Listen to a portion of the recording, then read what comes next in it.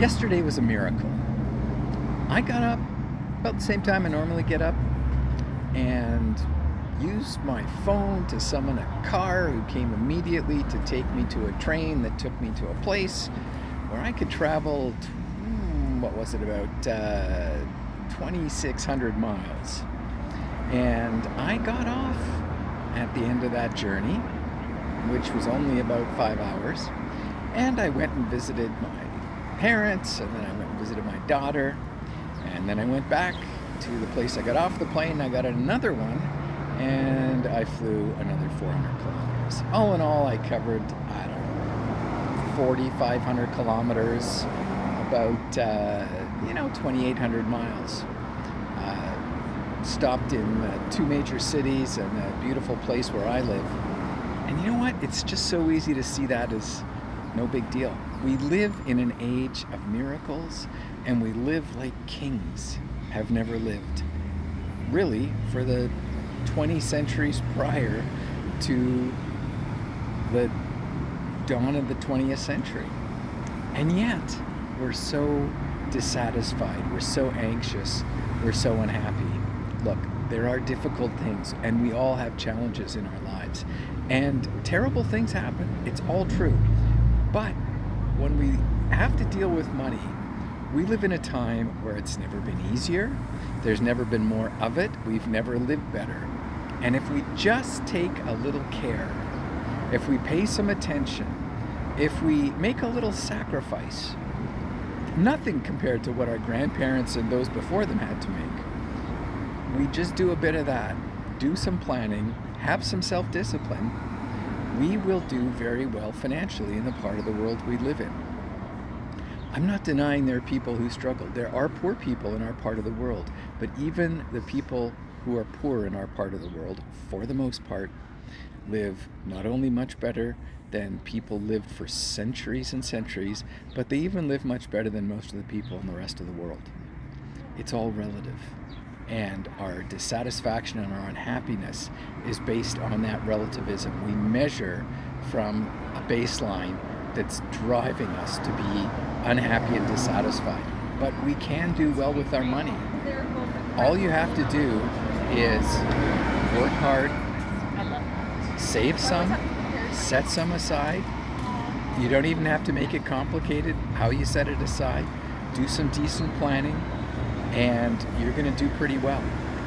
And that's what's gone on for a lot of people in this part of the world for the last, really since the end of the Second World War. So, and I know, I can get all caught up in the philosophies and the politics, and there's corruption, and it's all very bad. I agree. There's lots of terrible things going on, lots of immoral things going on. But you know what? You can still do pretty well. You can take care of your family, you can put food on the table and a roof over your head and save some money, and you can also do some pretty cool things. And that's just by having a pretty normal standard of living in our part of the world. A lot of this depends on our perspective and our attitude. So we got to buckle down on that. We've got to not let the stuff that's going on, that's not good, get us down. We've got to not get influenced by what's happening that we think people are living up to on social media or television or movies or whatever. Don't be seduced by that stuff. Chart your own course. Make your own plans. If you'll make a plan, a realistic plan, and you'll implement it and follow it and be disciplined about that, maybe every day, reflect a little on the goals that you've set for yourself and see how your actions are aligning with them. Rein yourself in. Don't get caught up in dumb stuff. Don't be self-destructive. You could do very well. It's all true. It's always been true, at least in the lifetimes of almost everybody who's living. And it continues to be true, notwithstanding that there's a lot of bad stuff going on. It's true. I can see it. We all can, if we're looking. But we don't have to get sucked into it, and it doesn't have to rule our lives. And especially don't get caught up in things that really aren't about you and don't you don't have a dog in the fight, and you can't actually exert any influence over it.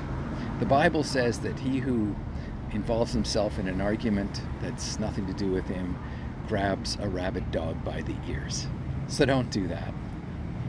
Make a plan, work away at it, understand yourself, grow, and set down roots.